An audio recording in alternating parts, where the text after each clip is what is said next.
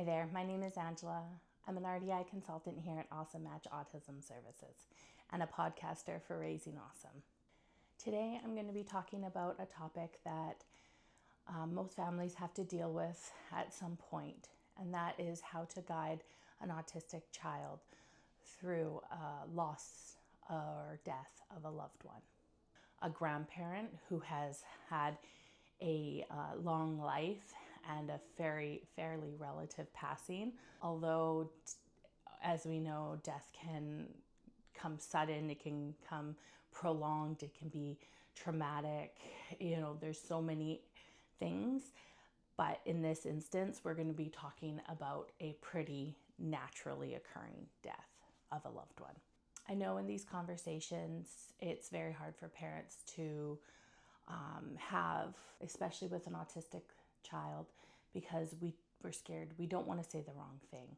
We don't want to show too much of our emotions and be fearful that we're going to scare them, or we're not sure if their reactions are the right reactions. There's so many nuances, but in this chat, we're going to be talking about ways that we as parents can work with our child so the child feels safe, informed, and supported throughout this process. Personally, we have just recently had a passing of a grandparent in our family, and so it's something that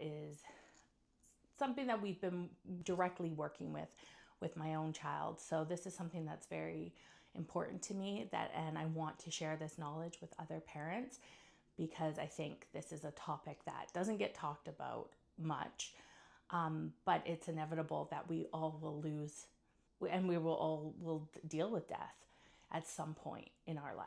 Autistic children will typically process information when it's clear and concise.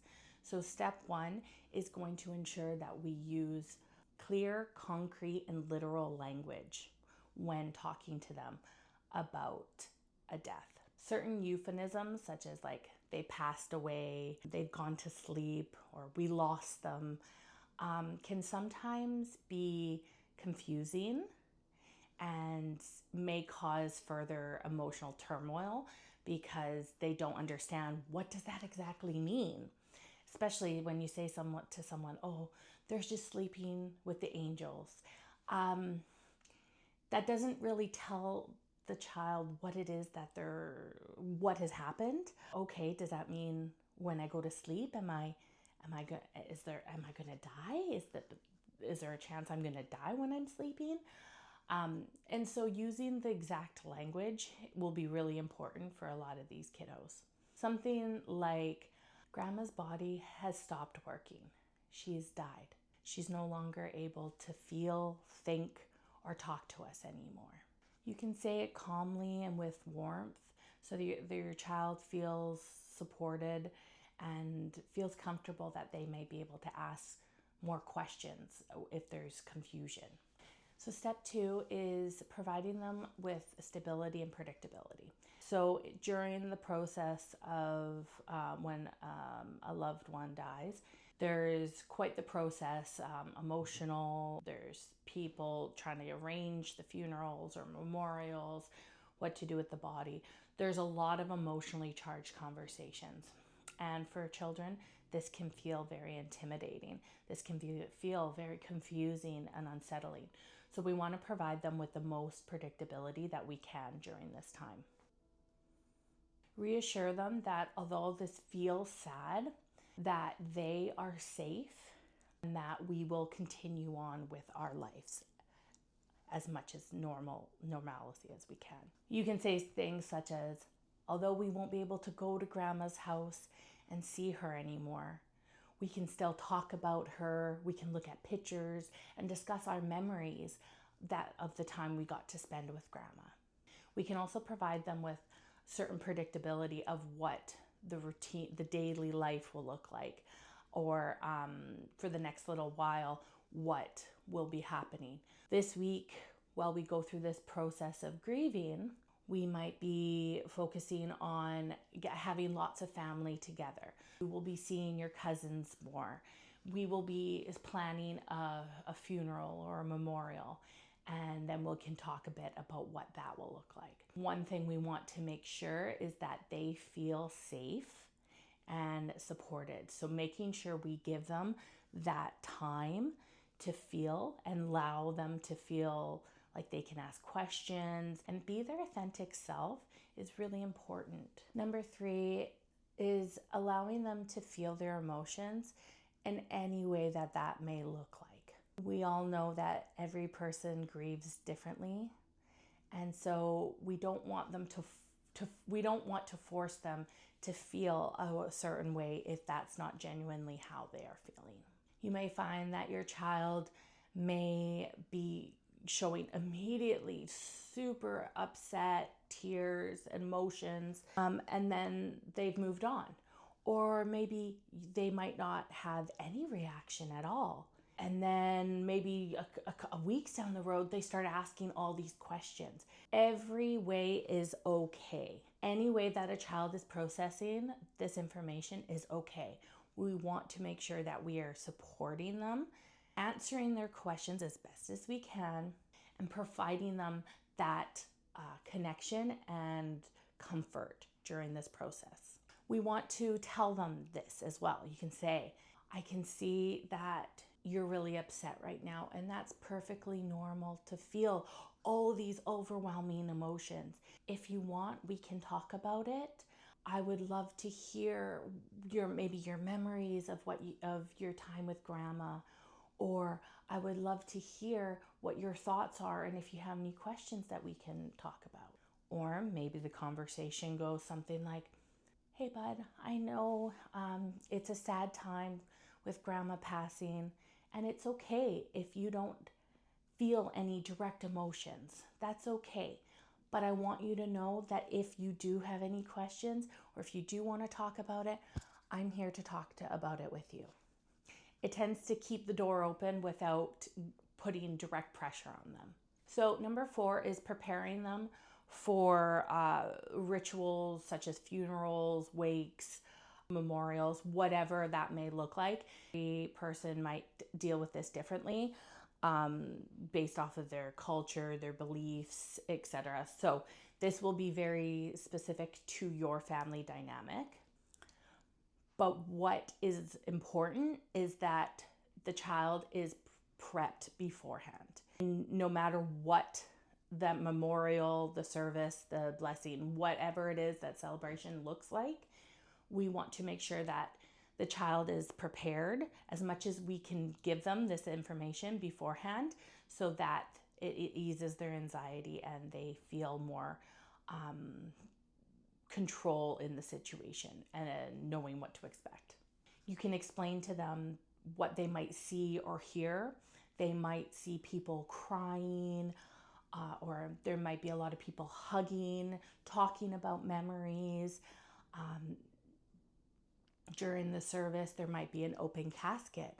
So that's a conversation about whether or not they feel that they want to look. Maybe as a parent, you just have a certain guideline already that, nope, I don't want my child to see, or maybe based off of your religious beliefs, you do want them to see, and then you can help them process that information. Like I said, this is a very, very personal decision and conversation based off of your family dynamic. But what is the most important part of this is that you are able to give them as much predictability and structure as possible, letting them know what to expect beforehand. We can give them choices. So you can say, okay, you can either stay with mom or you can stay with dad, or maybe do you want to sit with your cousin? Giving them some control in their decisions allows to help ease that anxiety. As well as we want to be able to prepare them for potentially an extended sitting period during a service. So we can provide them with maybe like a sensory kit, including some headphones or a fidget, a comfort item. These are all things that make them feel supported during this process. Or a great thing to do beforehand is to read some books. There's lots of books out designed for helping children grieve go through the grieving process and expect kind of what to expect. And so reading some of these books beforehand might be helpful, or even providing them with kind of like a timetable or visual schedule of what they can expect throughout that process will be really, really helpful. So step 5. In step 5, similar to step 4 in the sense of providing them predictability in what a service or funeral might look like, we also want to provide them that with some information about different belief systems. If you know that you're going to be going to a service or a funeral that is very religious based, and you yourself and your family are not religious based, you might want to provide them with some terminology that they might be hearing. They might be hearing songs being sung, prayers, maybe prayers done kneeling, or different body positions for prayers.